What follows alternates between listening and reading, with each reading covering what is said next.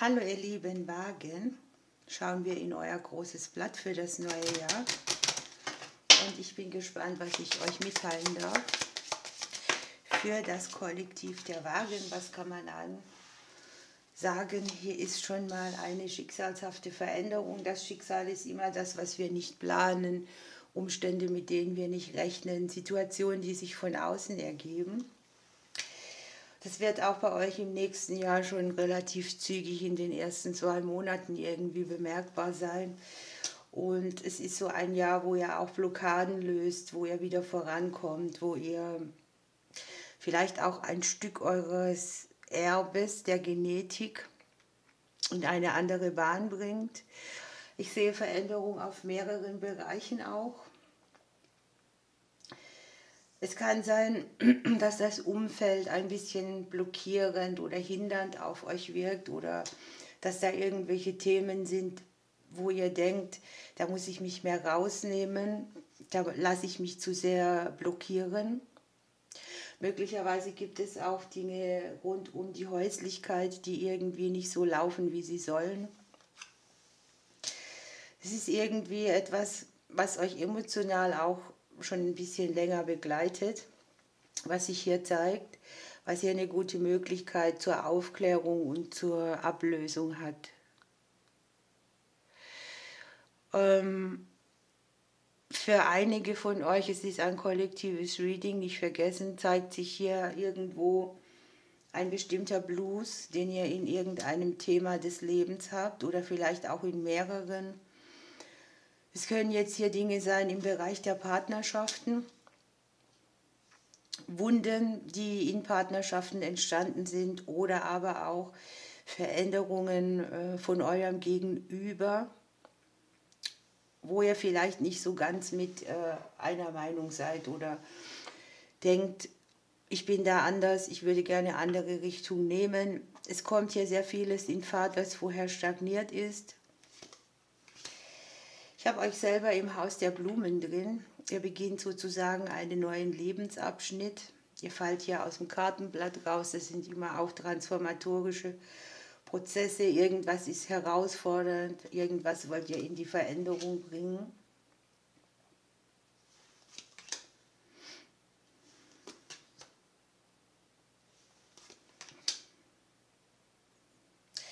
Für viele kann es tatsächlich darum gehen, zu gucken, wo sie einen Neubeginn in der häuslichen Umgebung machen. Das Umfeld scheint im nächsten Jahr sehr wichtig für euch zu sein, also euch einen Platz zu kreieren, an dem ihr euch wohlfühlt, wo die emotionale Basis stimmt, wo ihr eure gute Grenze habt, euer Fundament.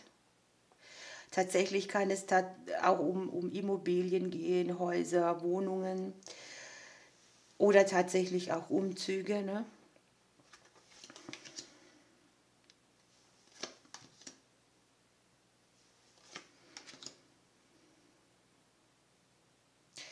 Ich habe es bei euch so, dass ihr hier viel euren Sehnsüchten ausgesetzt seid. Ihr guckt euch an, ihr bilanziert, ihr bringt da, wo es stagniert hat, Klarheit rein.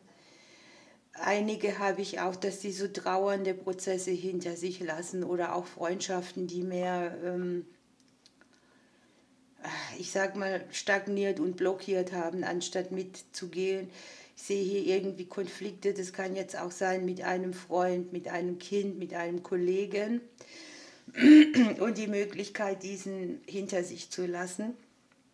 Möglicherweise kriegt ihr hier auch neue Menschen mit ins Feld, die hier wichtige Türöffner sein können oder irgendwie auch Wegbegleiter. Ne?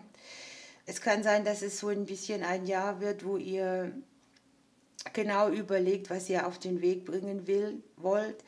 Ein Stück weit ist das so, wie kann ich mir selber treu bleiben und wie kann ich auch mit dem System gehen, in dem ich lebe.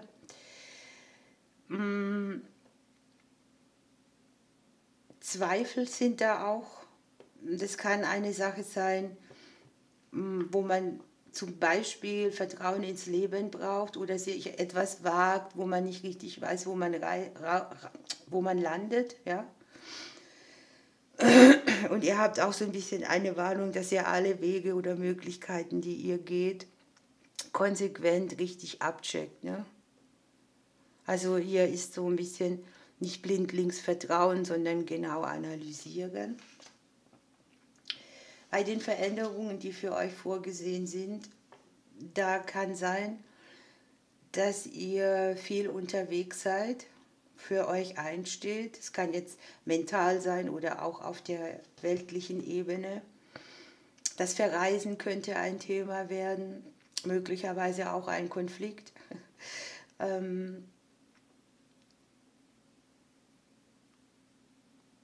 Es kann auch sein, dass ihr so ein bisschen versucht, Konflikte zu klären, die durch Erwartungen mit dem Umfeld auf euch zukommen. Das ist einerseits, wollt ihr diesen Weg so gehen, andererseits sind sehr viele Erwartungen da und es gibt auch so ein bisschen eine verstrickte Situation mit einem Gegenüber oder mit einem Partner.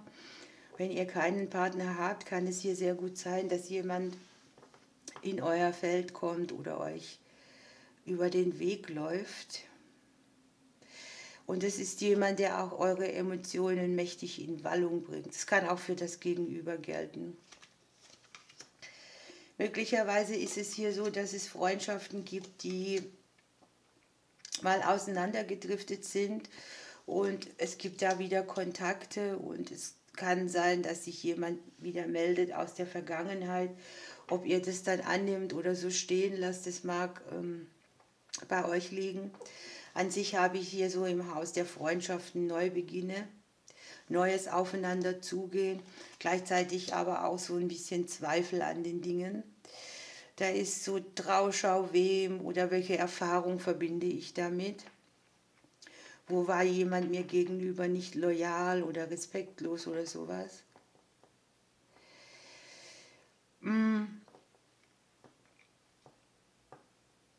Ich habe für euch, das ist das Haus der Wege, Entscheidungen und Möglichkeiten, im nächsten Jahr viele verbindliche Dinge, die ihr auf den Weg bringt. Das können Beziehungsthemen sein, das kann alles mit Verträgen, Aufträgen sein, Freundschaften, Verbindungen zu Kindern oder auch zu Tieren. Und in der Spiegelung haben wir ja, dass ihr hier auch irgendwo eine Sache ganz gut aufblühen lassen könnt. Hier liegt nämlich der Turm drin. Die Blumen liegen im Haus des Turmes drin und das ist irgendwie eine überraschende Sache, die euch hier von außen sehr in die Karten kommt. Das kann jetzt hier auch für die Selbstständigen sein oder alle, die mit dem Bereich Ämter, Behörden was zu tun haben. Da ist auf jeden Fall Auflösung, etwas passiert so, wie ihr wollt. Ich habe aber tatsächlich auch, dass das so Sachen sein können, die ihr zusammen mit jemand auf den Weg bringt oder wo Kinder involviert sind, Freunde, Geschwister, andere Menschen. Wo ihr vielleicht auch eine Verbindung, die bei euch so Sachen wie Verlust oder Trauer ausgelöst habt, nochmal anguckt und das Ganze bilanziert. Es ist sehr wichtig hier für euch, eure Herzensangelegenheiten in die Hand zu nehmen. Auch da sind Einflüsse von außen. Ihr werdet wahrgenommen, nur wie? Wie gebt ihr euch? Was zeigt ihr von euren Emotionen? Wo habt ihr Unsicherheiten? Auf den Neubeginnen an sich liegen hier die Sterne in der Spiegelung. Das sind die besten Dinge, die besten Sachen, die hier unter einen Neuanfang gestellt werden können, die auch dann tatsächlich wieder auf das ganze Umfeld auswirken.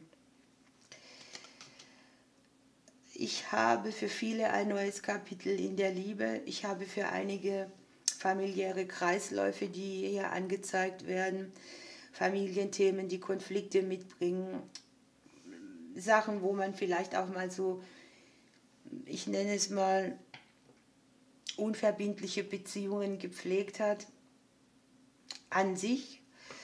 Also für die Singles ist es echt ein gutes Jahr. Hier ist die Liebe in der Spiegelung und Korrespondenz, sind die Veränderungen und ein Gegenüber. Hier kann für viele auch tatsächlich eine neue Liebe anstehen oder die Liebe an sich aufgefrischt werden bei Partnerschaften. Familienthemen oder Sachen, die sich auf der DNA im Kreis gedreht haben oder für Konflikt gesorgt, können aufgelöst werden und Es ist sehr viel beim Thema Herzensangelegenheit, was an die Oberfläche kommen möchte. Ich habe jetzt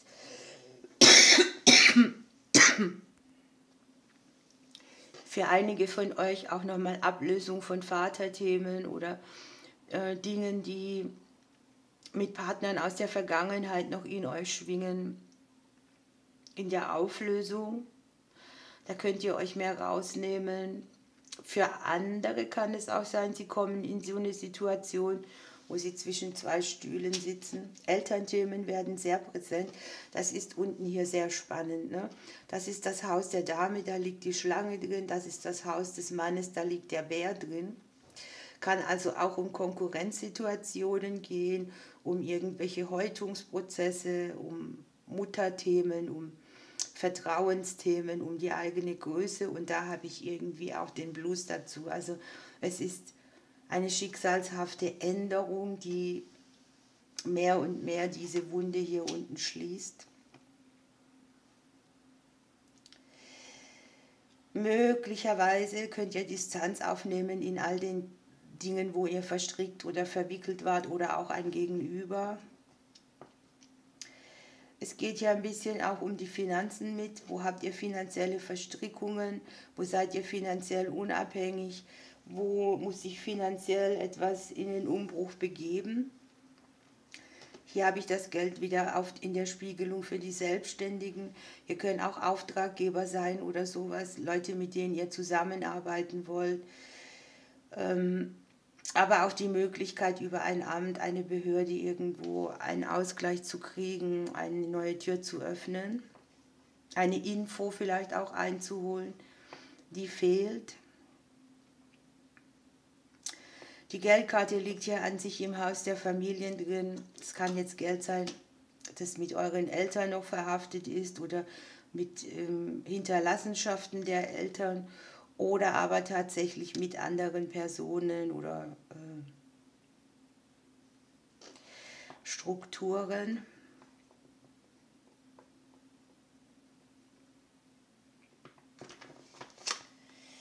Ihr guckt hier so ein bisschen auch drauf, wo bringt ihr hier verbindlich was Finanzielles in die Bewegung rein. Da sind auch Entscheidungen dabei, wo ihr auch wieder den Fuchs dabei habt, also richtig hingucken und lieber einmal mehr hingucken, zwischen den Zeilen lesen. Selbstwertthemen sind hier auch gefragt.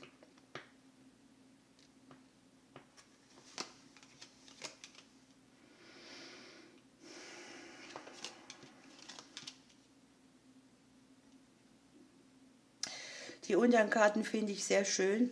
Hier liegt sehr viel Kommunikation im Haus des Geldes drin. Das heißt, ihr holt euch vielleicht Info, es gibt gute Nachrichten im Bereich der Finanzen. Es kann sein, dass das ein bisschen mit Zeitverzögerung läuft oder ihr immer wieder warten müsst, aber ihr habt dann hier überraschend gute Ergebnisse drauf. Und was ich auf der Seelenebene habe, dass es irgendwie wichtig wäre, dass ihr über eure richtigen Emotionen sprecht. Also emotionale Kommunikation ist hier angezeigt, etwas ausdrücken, was euch vorher blockiert, etwas sagen, wo einem vorher die Sprache gefehlt hat oder wo man vermieden hat, etwas zu sagen. Es kann hier sehr die Auseinandersetzung mit Elternthemen sein oder auch mit, ich würde mal sagen, mit Konkurrenz oder mit Leuten, die irgendwie Ratgeber sind. Das haben hier die Paare, wenn es welche gibt, auch alle für sich. Ne? Es kann auch sein, dass ihr euch mit den Ämtern und Behörden der Vitalität für Eltern auseinandersetzt oder für jemand anderes. An sich ist es so, ihr habt hier die Sonne im Hause des Schlüssels drin. Man sieht so den Sommer, das Frühjahr, man sieht die guten Nachrichten. Man sieht, dass Blockaden im Beruflichen hier wieder Stabilität kriegen, auch zusammen mit den Finanzen. Und ihr habt tatsächlich hier einen tiefen Lebensblues, den ihr anguckt und überwindet. Eine Transformation, die viele Lebensbereiche auch betrifft. Beruflich könnte es sein, dass ihr hier tatsächlich was Neues hinzunimmt, einen neuen Vertrag macht, die Finanzen abcheckt oder Wissen weitergibt, etwas Neues lernt.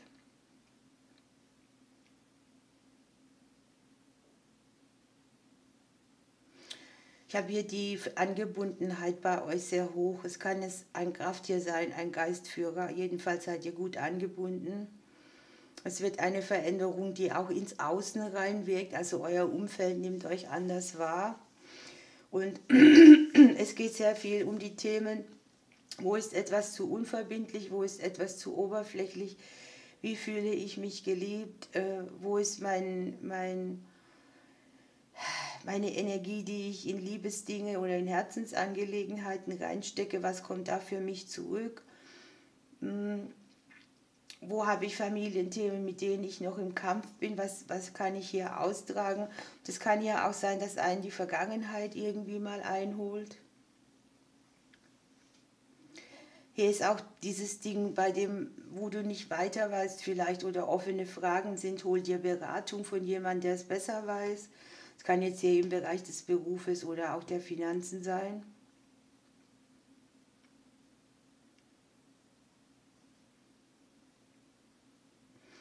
Es wird auch ein Jahr, wo ihr so ein bisschen diese stressige Energie, dieses, was so energiezehrend, nervend ist, ein bisschen weglasst und gleichzeitig eure Emotionen sich mehr dem sonnigen Gemüt zuwenden. Jedenfalls rechne ich damit, dass euch in diesem Jahr sehr klar wird, bei wem und wo ihr vor Anker gehen könnt und wo ihr sagen dürft, nein, das funktioniert nicht mehr in meinen Werten.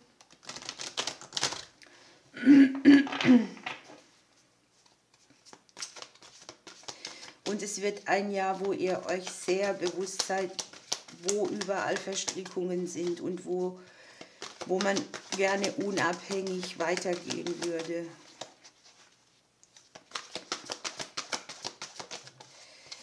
Ihr habt den Hamster dabei, der sammelt ja auch immer ein bisschen was in den Backen. Es geht um Selbstzufriedenheit, ihr dürft euch mal nur um euch kümmern und um euer eigenes Reich. Die Hamster, die sind auch sehr reinliche Tiere, die ordnen ihr Häuschen genau, die machen auch nie in Nähe ihres Nestes ihre Hinterlassenschaften und so. Und es geht darum, sich etwas aufzubauen, was euch selbst sehr dienlich ist, ein Gefühl, eine Emotion, wo ihr sagt, okay, ich bin mit dem, was ich habe, insgesamt mehr als zufrieden. Da geht es auch ein bisschen ums Ordnung schaffen und so, dass man für sich selbst so ein System hat, wo man sich gut drin fühlt. Und es geht darum, sich eine Komfortzone zu schaffen, es sich gemütlich zu machen. Es ist auch nicht die Zeit für große Auftritte, sondern eine Zeit, wo man mit sich selber ins Reine kommt und wo man voller Freude ist und trotzdem unvoreingenommen in der Selbstgenügsamkeit seinen Weg weitergeht. Selbstzufriedenheit ist ein unheimlich wichtiges Thema. Ihr habt hier sehr stabilisierende Energien. Das, was ihr euch hier erarbeitet habt, wird euch verbindlich dienen. Das Thema Arbeit könnte tatsächlich eins werden. Wenn ihr nicht mehr arbeitet, dann ist es immer die Arbeit an den Dingen.